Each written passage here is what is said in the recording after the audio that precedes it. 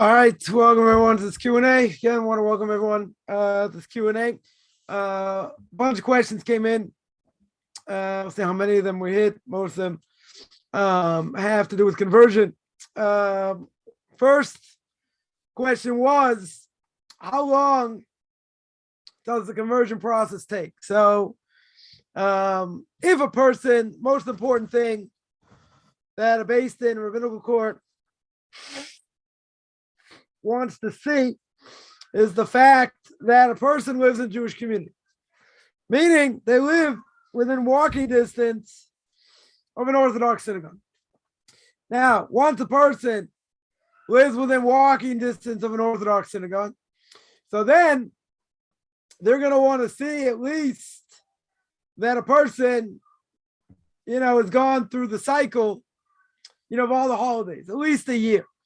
Unless there are other circumstances or, seemingly they have the requisite knowledge. But a rabbinical court in general, even if a person has unbelievable knowledge, they're still most likely, again, I'm not saying across the board, right? But most likely they want to see them, in an Orthodox setting for at least a year, right? Go through the holidays, etc. Now, some people, again, the average time in general is probably a couple of years, right? Could it take longer? It could take longer. In some places it could take 3 years, 4 years, right? Sometimes even longer. Doesn't have to, right? Definitely doesn't have to. The average amount of time, again, is probably a couple of years. But a rabbinical court in general will never deal with you, usually, unless you live within walking distance of a synagogue. Right, of an Orthodox synagogue. That's the first thing. Now, second thing, that was the first question. Right, how long does it take? Now, one thing I mentioned, as the person asked, well, they didn't really ask. They told me, they said, well, they're not that much of in a rush. Now, I would say it's better not to be in a rush, because first of all, even if you're in a rush, Mason's going to take their sweet time anyway. But you have to have a certain requisite of knowledge, and that means in general, they want to see. Doesn't mean you have to know, everything about everything, but they want to see you have a certain level of knowledge. So keep in mind, if a person is not up to snuff, they don't have the requisite knowledge, what could happen? So even if the Beis Din will convert you, what's the problem? You're going to make all kinds of mistakes.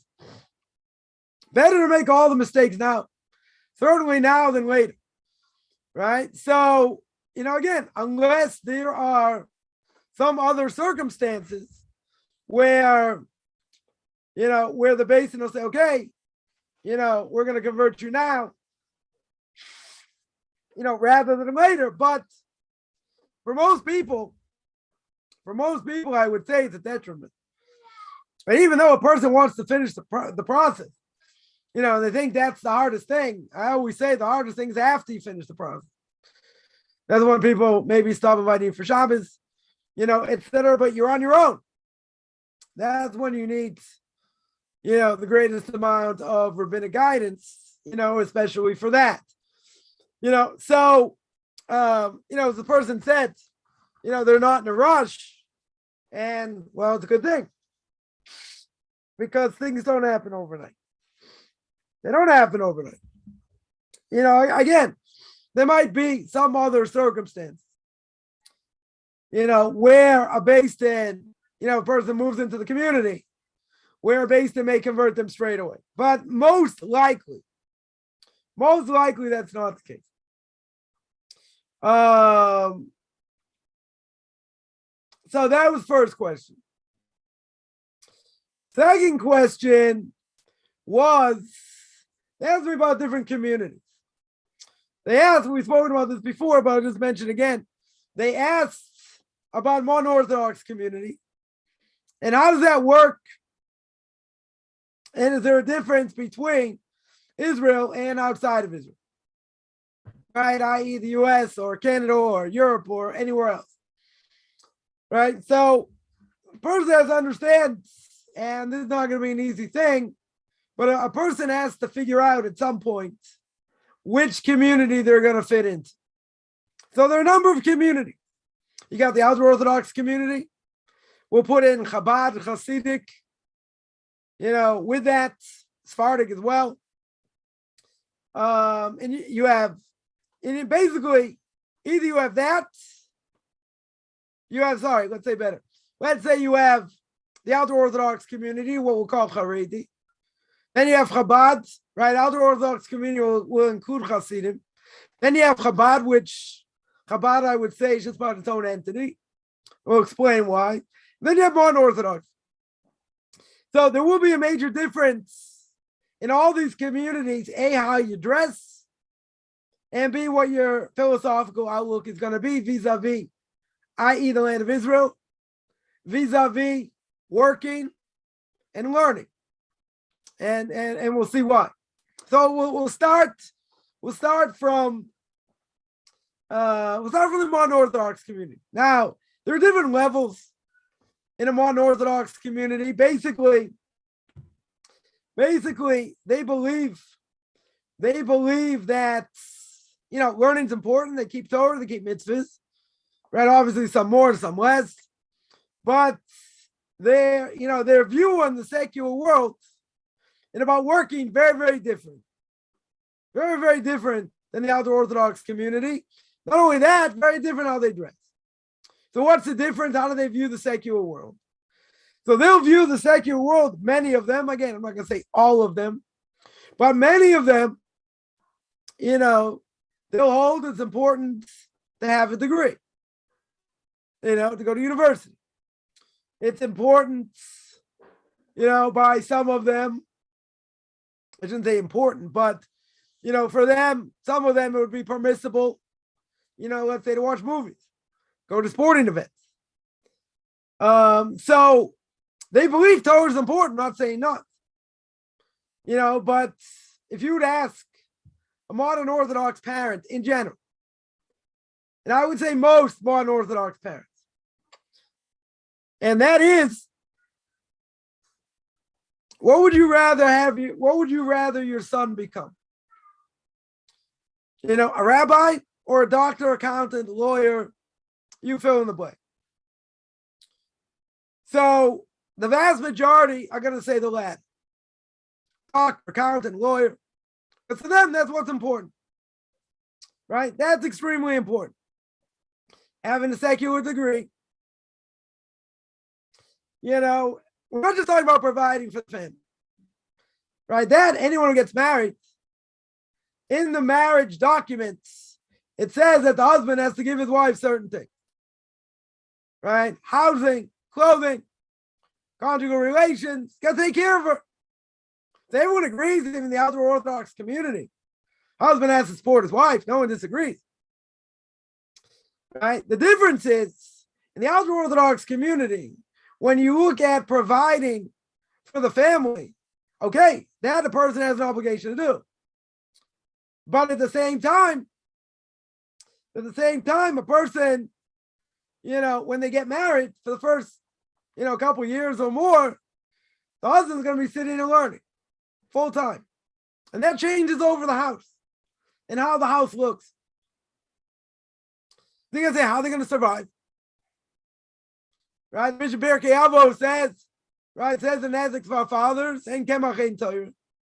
You don't have flour, you don't have Torah. Flour over here means parnasa, right? You don't have a way to make a living. So if you don't have person doesn't have a way to make a living, how are they going to learn Torah?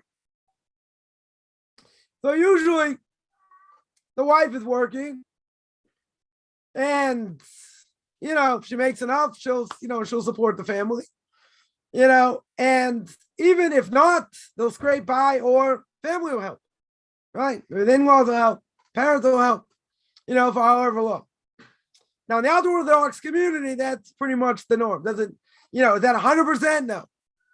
But the house looks different when a person, sitting learning for the first, number of years, when they're married. In a modern Orthodox community, they're going to say, what are you talking about? You get married, have a profession. You have to have a profession. You have to have a degree. You have to, do something, in order to provide. So that's a major difference. They're not going to say it's not important to learn Torah. They're not going to say that. Right? For them, learning Torah is also important. Right? But Torah is not the end all things by them. I mean, they'll keep Shabbos, they'll keep kosher, etc.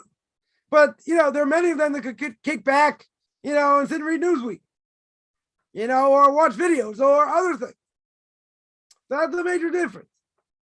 Now, an ultra-Orthodox Jew will tell you, you got to be in the secular world. We live in the secular world, right? So you got to provide. Fine. No one disagrees with that. But they're going to try and maximize as much time as possible of learning Torah and making a living at the same time.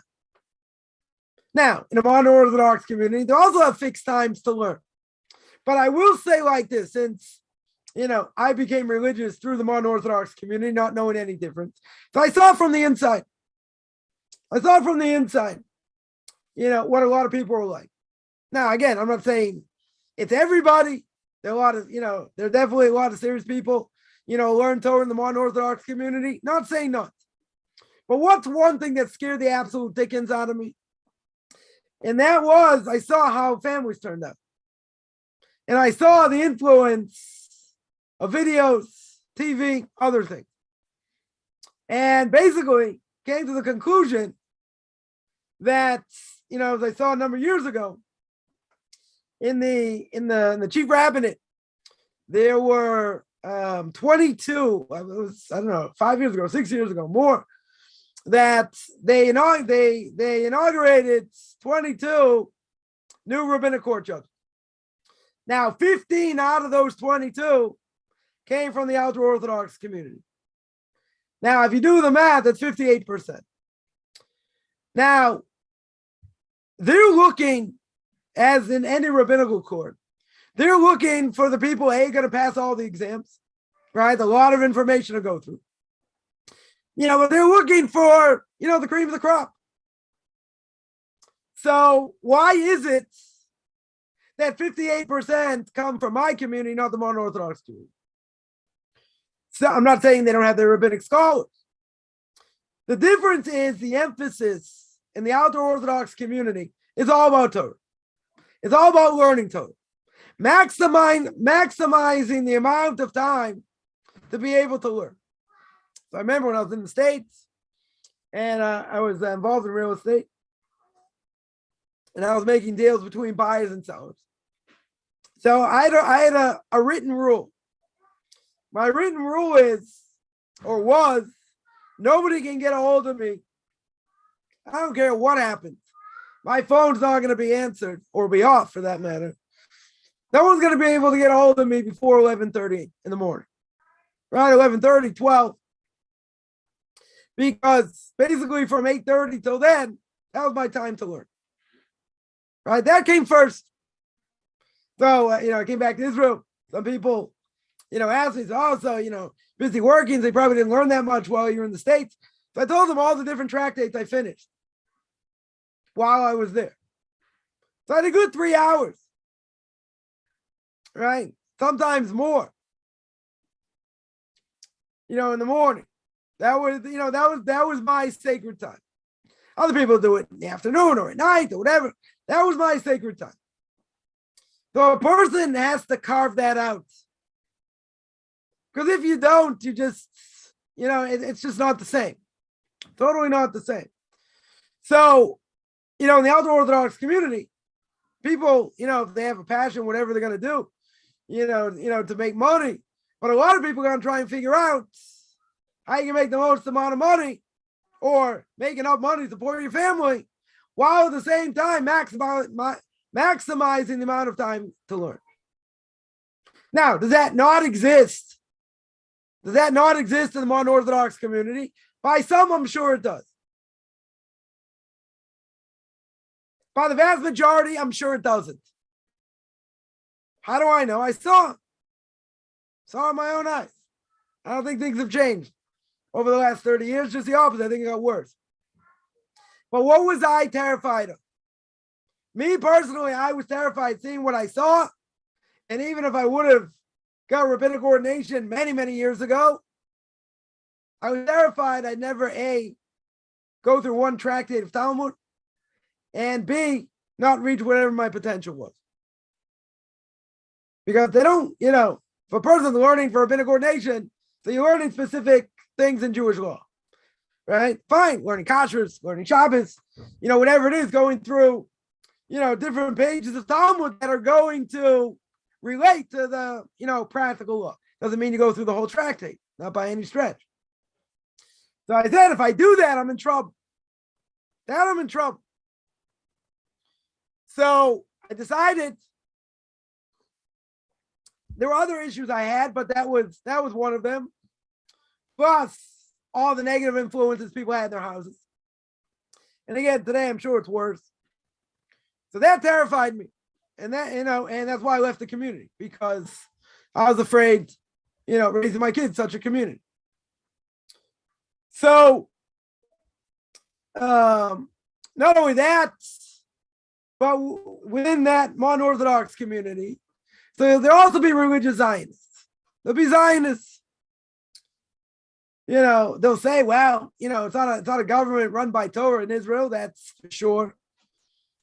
Right? But they big, into coming to the land, living in the land, doing the army, etc.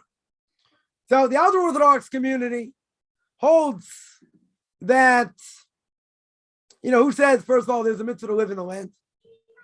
But second of all, even if you say there's a mitzvah, there's a good question whether they have an obligation to the army, which is a whole nother topic. But one Orthodox rabbi told me, and I don't think he's alone in this, but I think others hold the same thing. And that is, I had, plenty of money sit and learn for years. And this Orthodox rabbi tells me, I don't care where you go as long as it's Zionistic and you do the army. So I said, but I have enough money to sit and learn for years. I said, basically what you're telling me is it's more important to do the Israeli army, serve in the army, than actually to sit and learn Torah. Now, when a person does that, so you're in the army for 6 months, you learn for 7 months, 8 months, go back to the army, do it over a year and a half, 2 years or more. Right? Which is kind of like stops your learning, stops your momentum. Because here you're learning for a number of months and you have to go back into the army for a number of months. Right? You stunt your growth that way. But okay, even without that, what's this person telling you? This person is telling you that serving in the Israeli army is more important than learning Torah. So let me set the facts straight. There's nothing more important than learning Torah. Nothing.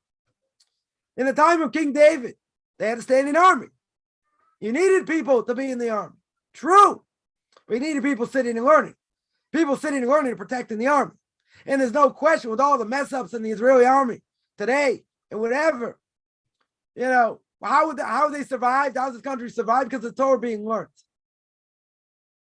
Because they shirking responsibility, this, that, okay. It's a different issue. But the claim is that that's more important than learning Torah. That's a hard thing to say. I mean, it's a forbidden thing to say. If it's a war that everybody has to go, the Sanhedrin says, you got a prophet that says everyone has to go to war, everybody goes to war. Shut your Gemaras, everyone goes to war. We're not in that situation. And I remember years ago, a friend of mine had a fight to get his way in the army. They didn't need him in the army. The army is a different issue. But that's part of the mentality. Now, dress code's also different. Men will wear colored shirts, maybe colored pants. They won't wear black and white like in the ultra-Orthodox community, i.e. white shirt, black pants, with or without pinstripes, dark gray, dark blue, that's about it. Right? They wear a jacket, they wear a hat, when they pray, etc. So there's a difference in the way people dress. There's a difference in the way they look at the world. Major difference. So then someone took me to task and say, what? You're telling me in the modern Orthodox community, they don't have rabbinic scholars? They don't have Torah giants? I said, no, I didn't say that. I didn't say they don't have Torah giants. I said they can't produce Torah giants. That's a big difference. The person didn't like that statement either. Now, again, I'm going to ask the question. We're not talking about bias here. Chief Rabbinate does not, is not biased when it comes to appointing rabbinic court judges in general. They're going to take people who are the best qualified. So again, I'll ask the $1 million question. Why is it that 58% of the last number of rabbinic court judges that were appointed came from the ultra-Orthodox community? What's the reason? Okay, Alex, I'll take ultra-Orthodox Judaism for 1,000. The answer is, what is? They take learning Torah more seriously. That's the difference. Major difference. We're not saying the other side doesn't learn Torah. We're not saying they don't keep Shabbos, they don't keep mitzvahs. There's a major difference. A major difference. Not only that, just how they view the outside world. So, is there any difference between the modern Orthodox community in the States, let's say here in Israel? Not that much different. Not that much different here. Obviously people will be more, I guess, more of religious Zionists. I'm not saying the States are not religious Zionists, they don't live here, but, can also believe very strongly in the state of Israel. Fine. Right? So that probably doesn't change, that much. But there are many different levels. There are many different levels in the modern Orthodox world. And there are a lot of modern Orthodox rabbis, their heads aren't screwed on straight. You get somebody in Florida that, brings a missionary, come speak in the synagogue, has a sex therapist speak in the synagogue. They got problems. I'm not saying the ultra-Orthodox community is perfect. Not saying that at all. But when you hear things that are done that are just, keep your mind open till your brains fall on the floor, it's in the modern Orthodox community, not by us. By us, you might have other issues. There might be, a number of other issues. It's not that. Not these crazy things comes from them. Right? Again, is it everybody? No. There are some that are stronger. There's some that, very good learners, take things seriously. I'm not saying not. I'm just saying you hear a lot of the screwballs out there. That's what I'm going to call them. You hear a lot of them because they make the most noise. Because they're out there doing things totally controversial against them. So, that's the difference. That's really the difference in Jewish outlook, in the way you dress, etc. Chabad's a whole different issue.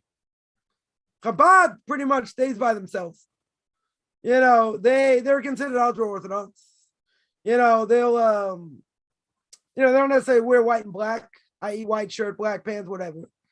But they fit more with the ultra-Orthodox philosophical outlook than certainly the modern Orthodox outlook. But they're pretty much their own entity. They're not really, I wouldn't say so intermingled in the ultra-Orthodox community because they have their own communities and whatever. And their outlook is to save Jewish souls, which is not a bad thing by any stretch. And they're out to bring as many secular Jews back as they can. So, do they drink the same? Sorry, do they dress the same? As the ultra-Orthodox community? So they do, right? Pretty much. Pretty much. Otherwise, philosophically also, they don't differ so much. Even though it comes to make a living, yeah. If they're not doing outreach, then, they are very much involved in the secular world. But, but again, their mentality in general is similar to the mentality of the ultra-Orthodox community.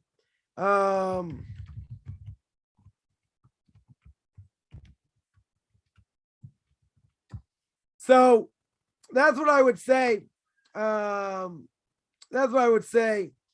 About that.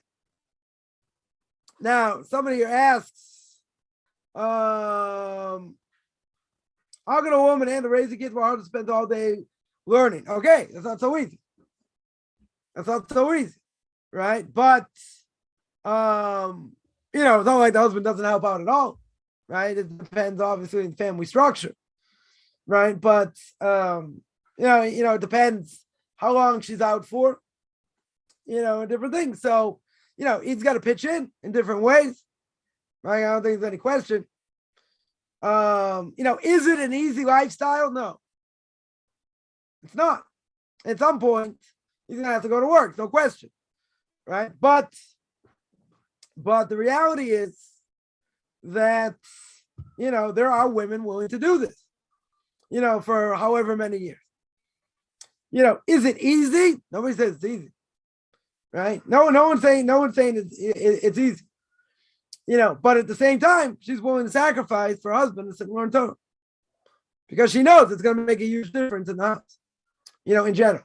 Now, how does she find balance? She also has to learn. She also has to find time to listen to classes, be inspired, etc. But you know why there's a revolution in Torah today after the Holocaust? Because there was such a woman who was called Sarah Schneer. Sarah Schneer started the Beis Yaakov movement, Beth Jacob movement, where women got an education, proper education, a proper Jewish education. Because before, they didn't even need to set up schools, because where did girls learn all the Torah from? From their mothers. They learned at home. But then it became more difficult for a lot of different reasons. So what happened? Set up this whole school network. After the Holocaust, schools were set up in the States, right, and other places.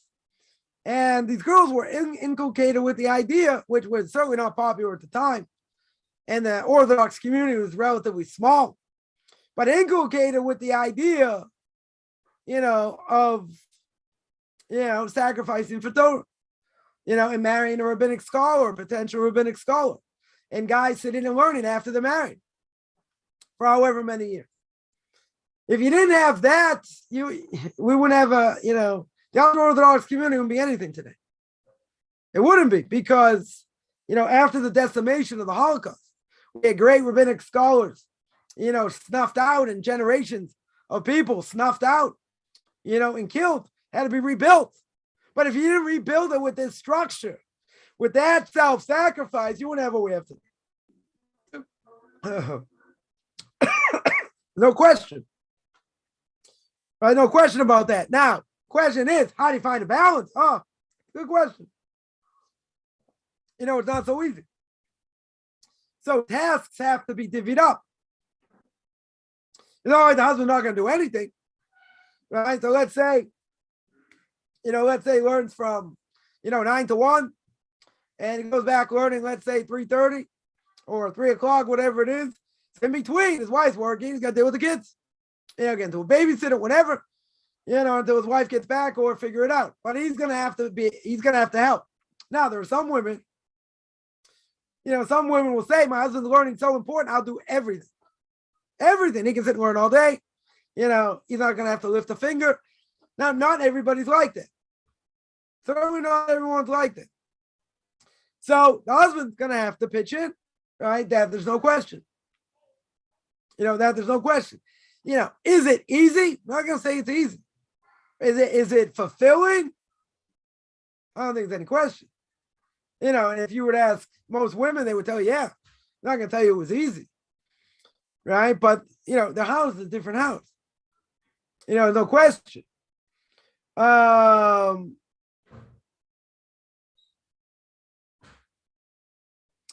So in the end,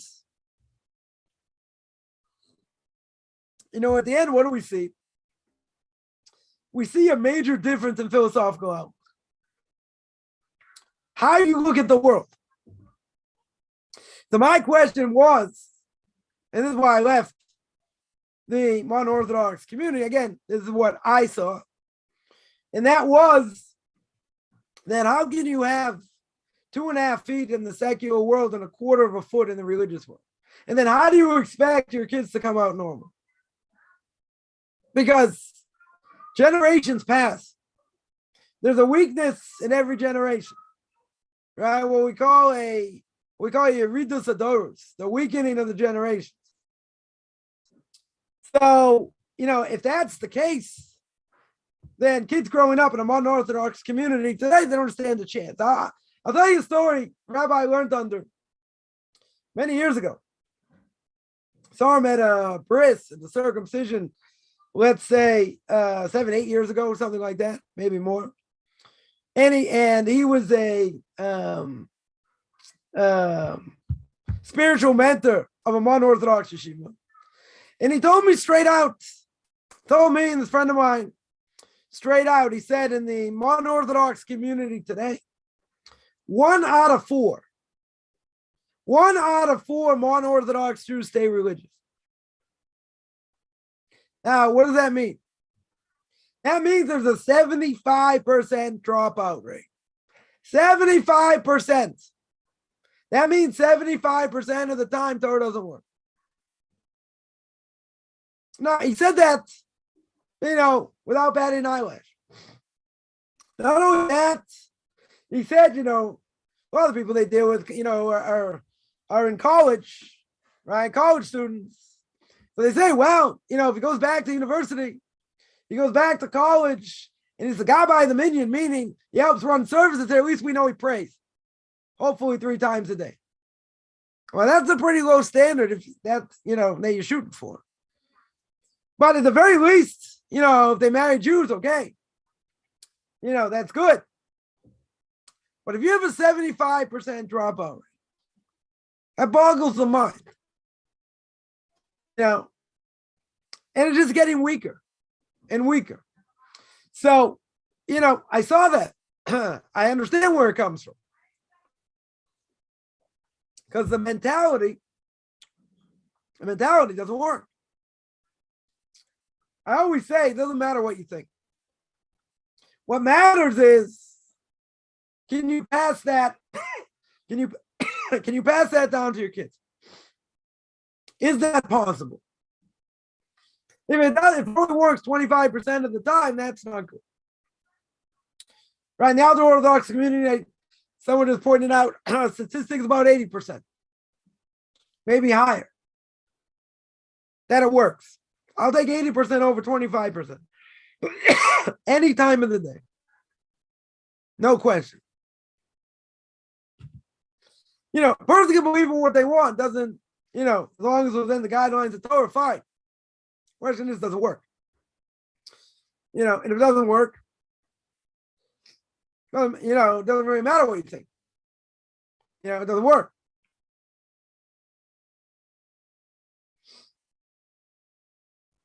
So, I didn't say women have it easier. I said women, it's not an easy thing by any stretch. Is every woman cut out to do that? I don't think so. But if they've been born and bred with that mentality, I want to say they've been brainwashed going to go with that mentality, and they're able to do it, all the power to them. At some point, the husband's going to have to go out to work. There's nothing to talk about. And there are a lot of things that a woman's going to have to juggle. That's for sure. She also has an obligation. Kids are younger. You're right. You're going to teach them to make blessings, other things. Right? It's a whole gamut of things that she has to do. She has to wear many hats, no pun intended. Very true. Very, very true. And there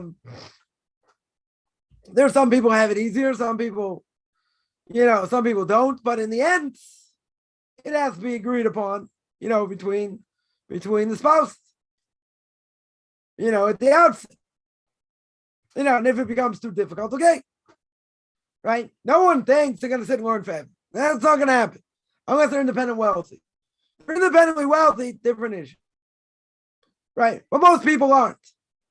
So if they're not, it's not like you're going to tell me it's going to go on for 40 years. That's not going to happen. Now, some people might be in long-term learning for, let's say, 6 years, 7 years, then they might go out to teach or whatever. So you're going to say, 7 years, that's hard.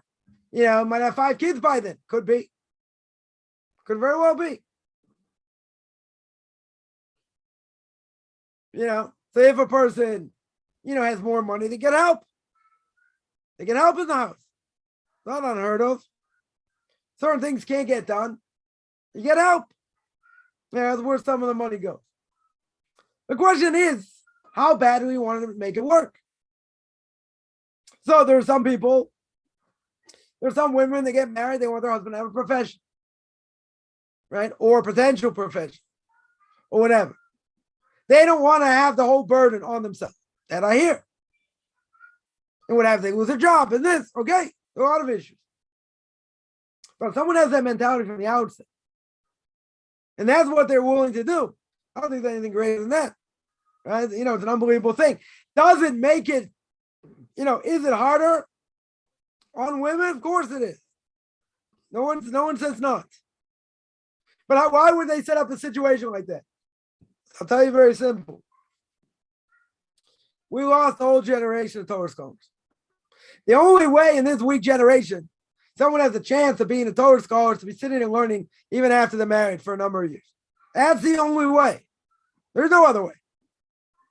Right there, well, not everyone's called to be a Torah scholar. So I'll tell you the truth. Rashi, there's a contradiction. One place where it talks about Levites serving in the temple in the Mishkan, it says they start when they're 25. Another place it says 30. Contradiction. What is it, 25 or 30? So Rashi says, what the discrepancy is? That you give a guy 5 years. You give him 5 years to sit and learn full time, you see what he can do. If he doesn't see success within those 5 years, he'll never see success. He's not going to see that success where he's going to go out and teach and this and that. Not going to see it. Right? But you got to give him a certain amount of time. Don't say what he's talking about. He's 18 years old, 19 years old. He's been learning for so many years. How much have they really been learning? Their mind is just now starting to really develop. So you're nipping it in the bud. Now, what happens if the parents won't do it? They say, listen, you have to get a degree. There's a struggle. I know people have gone through it. It's definitely been struggles. Right? And the parents say, okay, you don't do this. We're not supporting you. They can put a lot of pressure, for what the parents want. But what's the obvious question? Because I just heard this the other day. What's the obvious question? So what's he going to do? I said, what do you mean? He's sitting and learning right now. Oh, so he's not working, i.e. he's not doing anything for the world, right? That's what this person had in mind. Yeah, so we believe he's doing something for the world. But how do other people look at it? You're learning these ancient scrolls, these ancient texts, whatever. Not doing anything for the world. So now, we are ma'aminim b'nei ma'aminim. We believe 100%. The Torah is true and all that. So people sitting and learning are upholding the world. Nothing to sneeze at. Very true. And a person will say, okay, but how much can a woman take? That's a good question. But if she's willing to take on a massive amount, if they, give you a number of years, whatever, that's not abuse. She agrees. If she doesn't agree, he's got to go out and get work. He's going to find a job. She has to agree. Can't do it against her will. But again, that changes how the house looks in many ways. Now, for a woman, it's hard. Definitely hard. But we wouldn't have rabbinic scholars today if that system wasn't in place. We wouldn't. How would people be able to do it? Only have someone who's like an absolute genius, who can work a couple hours, live on, maybe next to nothing, to spend the rest of the time learning. You'll have a handful of people. We need more than a handful of people. We need, we lost, so much, during the Holocaust. And Hitler Yamach Shemoy V'Zichro was no fool. Who were the first people he rounded up or tried to find in murder were rabbinic scholars, were the rabbis. Why? Then you have no one to teach. But why did he kill 1.5 million kids? You're going to say the guy was a madman. You're right. He was a madman. But he understood, if I destroy the teachers, and I destroy the students, ain't no one left to teach. There's no one to teach and no one left to teach. He understood that. So now we're making up, and we're not close to that generation. But doesn't mean we don't have rabbinic scholars today. But how would a person become a rabbinic scholar? They need the time to learn. They need the time to go through material properly, this, that. If you don't give them the time, it's never going to, you give them an hour a day, it's not enough. Even a person's a genius, doesn't matter. They need more time. So if a woman's willing to do it, all the power to her. But, and if she says, listen, I can't do it anymore. Okay. But that house looks different. Because the person's steeped in Torah and they're learning and they're growing has an effect on the person, on the spouse, on the kids. That's what it does. 100%, that's what it does.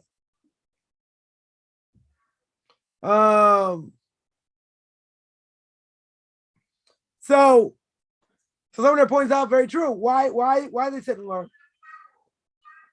It's not for money because they're not making that much money.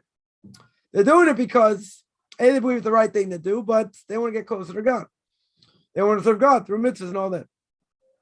Somebody asks, does everyone who moves or lives in Israel have to do the military? No, you can get exemptions.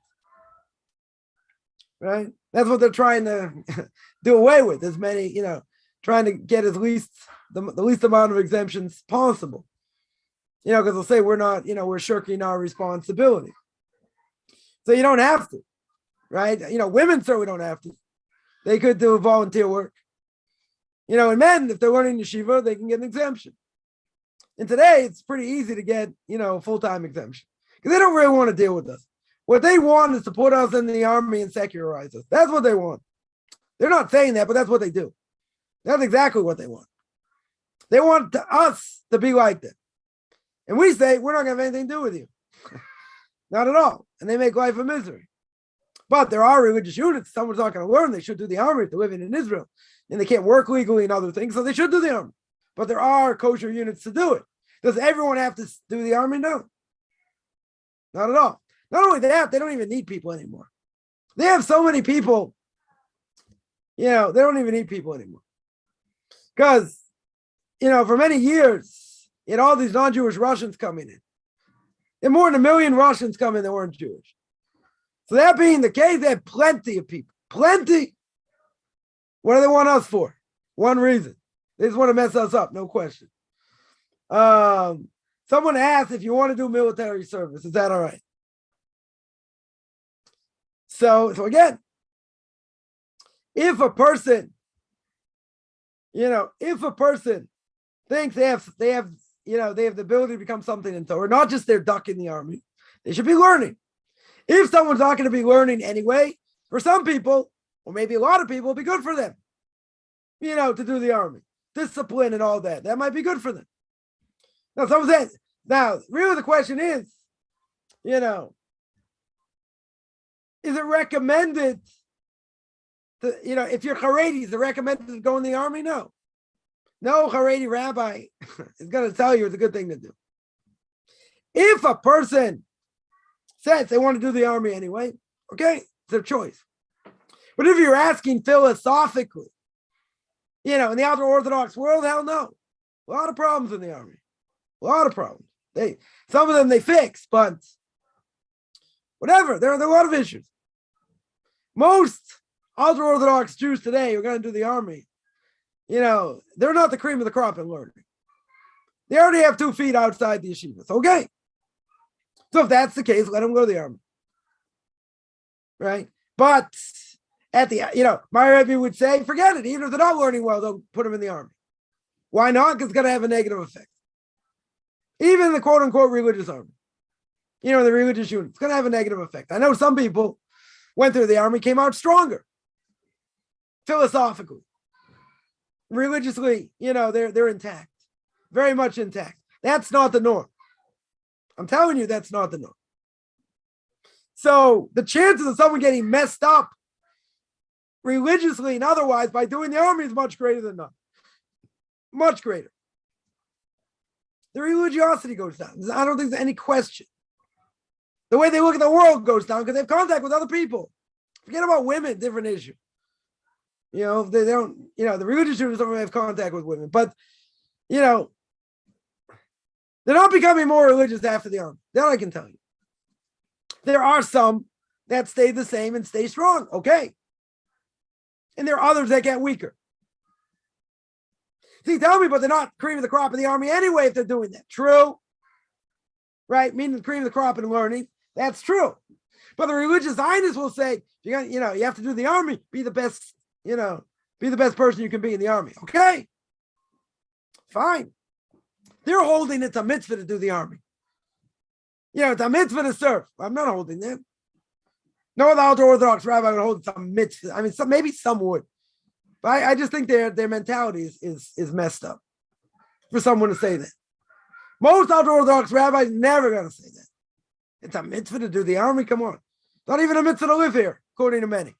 And the only mitzvah is if you can live here. If you can't live here, you don't transgress by living outside the land. But even if you don't transgress, that means if I have a mitzvah to live here, I also have a mitzvah to do the army. Well, what's the connection? What's the connection? Right? If you would ask some people, they serve in the army, yeah, that's forbidden. They would say it's forbidden. It's a philosophical outlook. But you could say, listen, if a person would serve in the regular army, guess what? There are women there. All kinds of problems. All kinds of problems. And I use this argument on someone. It's how come, other Orthodox Jews don't do the army. This woman was saying, when I lived in Israel, it's a self-hating Jew, but when I lived in Israel, what she said. I lived there, I served the army, how come you don't do it? So I went back and forth. Finally, I used my knockout blow. You know what my knockout blow was? I'm going to keep this clean. My knockout blow was on the books here in Israel. If a woman in the army gets pregnant, she's allowed to have 3 free abortions. Checkmate. After I said that, this woman looked at me, he's like, I'm not even going there. I go look it up yourself. Go find out if that's true or not. I'm not sending my kids to a brothel. Yeah, they weren't too happy with that. But you take, what's the age that people go in the army? The age of 18, right? Right after high school. So if girls go in the army, same age. And they're together. They serve together. So what do you think is going on in the army? Same thing going on in universities and in college. No difference. No difference.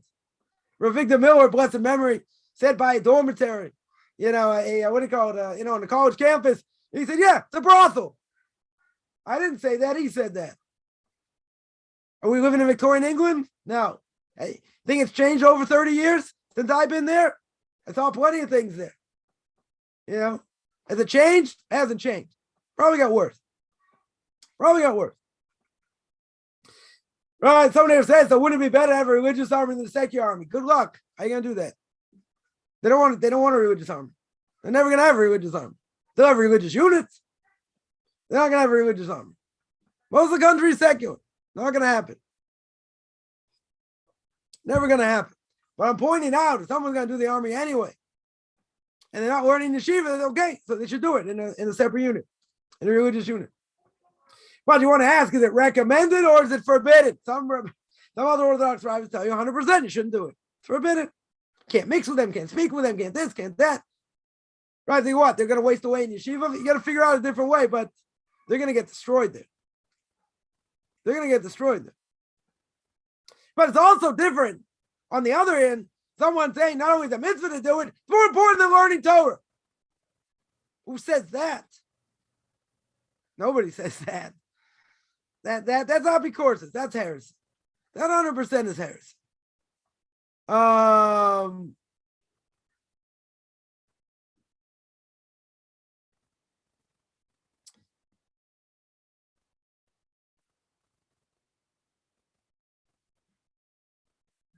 Yeah, so that's what I would say about that. Someone asked before, how did Saul's armor fit David? Pretty miraculous, right? Don't I have any other answer other than saying it was miraculous? No, but it fit.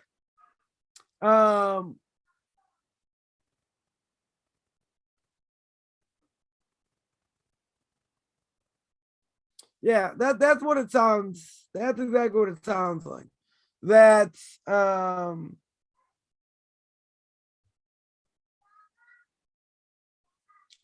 one second.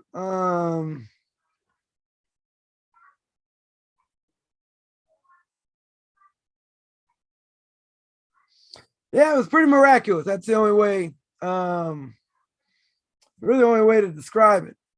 That no possible way,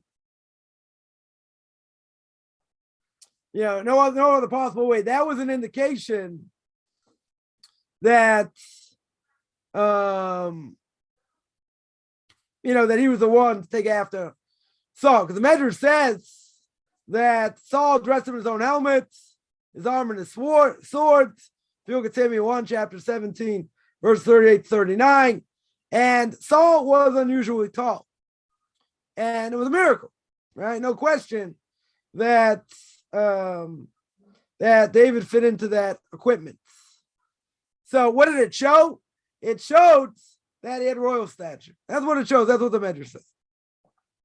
And that King Saul got, very upset that he fit into the, equipment, and he wants to destroy him and all that, right? It's a little bit hard, to understand, what was going on there. But yeah, the Medrash states clear.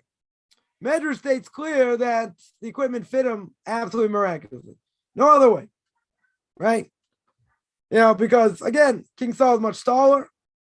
The fact that it fit him showed he was fitting for royals. All right, that's what the Medrash says. Someone asked, why don't the religious people stand up against this stuff? We're not saying they don't. Some do.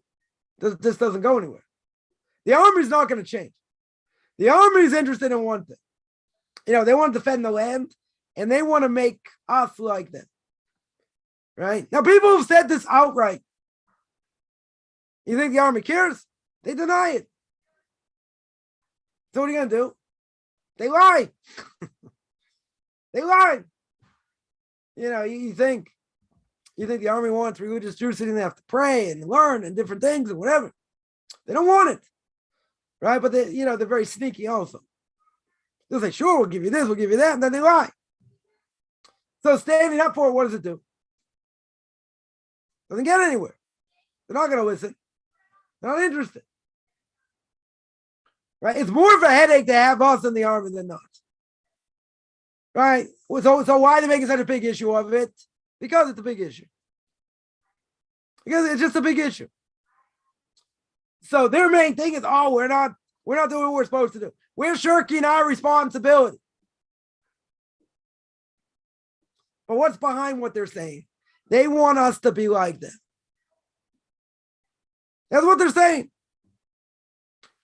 Should we be like them? No. Are they going to have a greater influence on us? Yeah. As my Rebbe would say, you shouldn't even speak to secular people in general if you don't have to. Because what they say and how they say it's going to have a negative effect on you, no matter how strong you are. So you would say outright, forget it. You don't even speak to these people.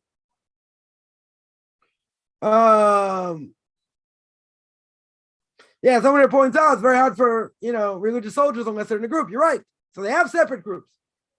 They definitely have separate groups. And I was in Baston, sitting in the rabbinical court, my Rebbe, when someone came in, went AWOL, at the very beginning, when they had these separate units, on Shabbos, they brought women into a separate unit. Playing guitars, singing, other things. Why do you think the army did that? On purpose, obviously. I heard it from the soldier's own mouth. From his own mouth. So today that wouldn't happen.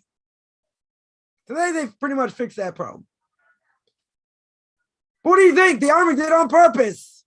Why do you think they brought a whole bunch of women to a separate group's barracks where they were? On Shabbos, no doubt. What do you think they brought them there for? That bad influence on the guys. No other reason. Just so happened they were there.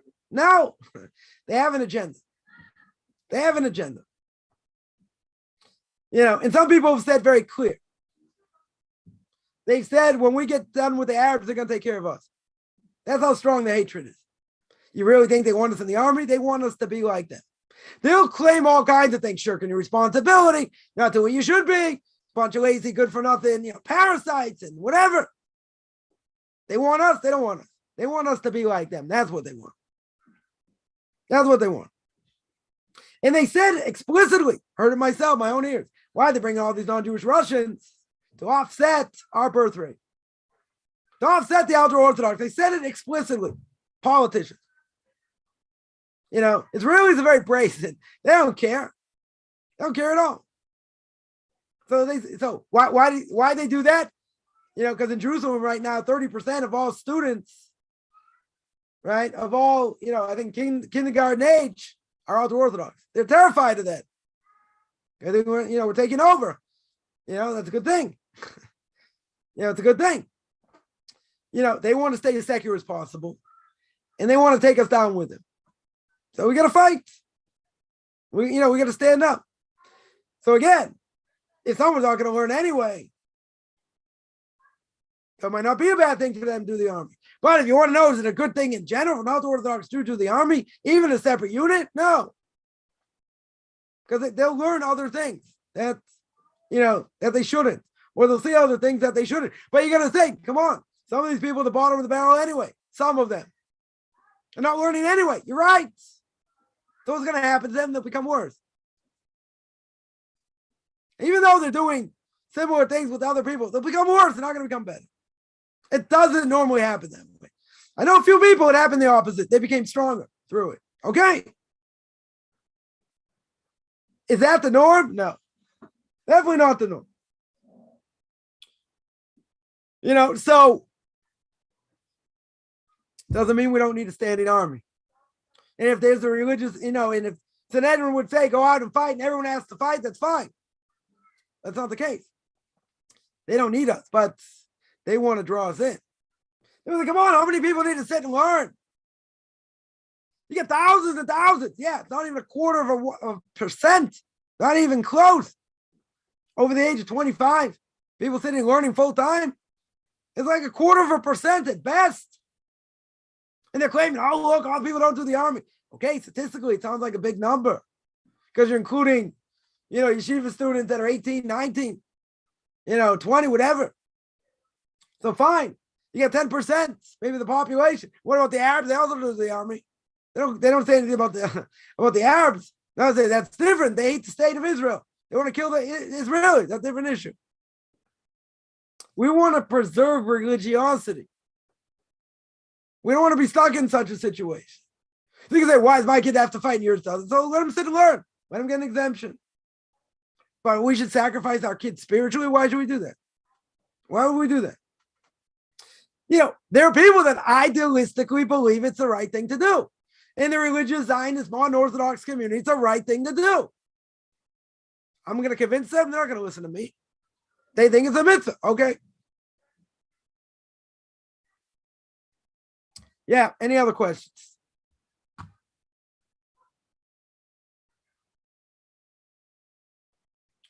And someone here points out Rav Kook had a different view, saying the IDF was the Messiah ben Yosef. Yeah, okay. Far from me to argue with Rav Kook. He's much greater than I'll be in 10 lifetimes. But he had a different way of looking at the army. He also said when the Hebrew University started, he said on that, Ki mitzion teitzei Torah. From Zion's going to go out Torah. It's a place of heresy, this place. How could he say it? How could it be misled? I don't, I'm not going to go there. But he also said that. Ki mitzion teitzei Torah is only about learning Torah. It's only about the land of Israel, proper Torah learning, not from a secular university. I don't care if they have a Talmud department. It's a secular university. How could he say it? Don't know. Don't know. The IDF was the Messiah ben Yosef. Can't answer that. Somebody asks, I can't see the question here. 1 second here. Let me see in a second. So I don't know. I don't have an answer. I don't have an answer for that.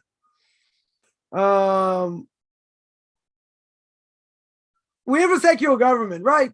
The mixed multitude in charge of the government. The Messiah can only come when the mixed multitude is destroyed, right? So says the Vilna Gaon in his book Evan Shlema.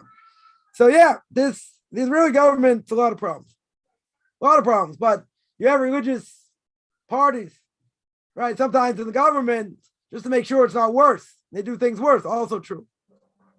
Also very true. My Rabbi would say it's better being in the opposition because you could have things on your hand that desecration of the Shabbos going on right underneath your nose, and you're in the government. And there are a number of things that went on like that. So they'll say, okay, maybe they got a kickback, maybe something, this, that, whatever it was. Why did they leave the government? If this desecration of Shabbos going on underneath their nose, they're part of the government. How do they not leave the government? Is it about money? Is it about kickbacks? I'm not going there either. Right? Something stinks over here. So wherever you say, they have that on their hands. That desecration of Shabbos, they have blood on their hands for that. They didn't tell people to desecrate Shabbos. Doesn't matter. You're part of that government that did. That allows it right in your face. Right in front of your face. Boggles the mind. Boggles the mind. So, you're right. There's a mixed multitude. They're the ones in charge. So they have to be, I'm not saying killed, but, the Vilna Gaon says, the mixed multitude, they have to disappear before the Messiah can come. Yeah, any other questions?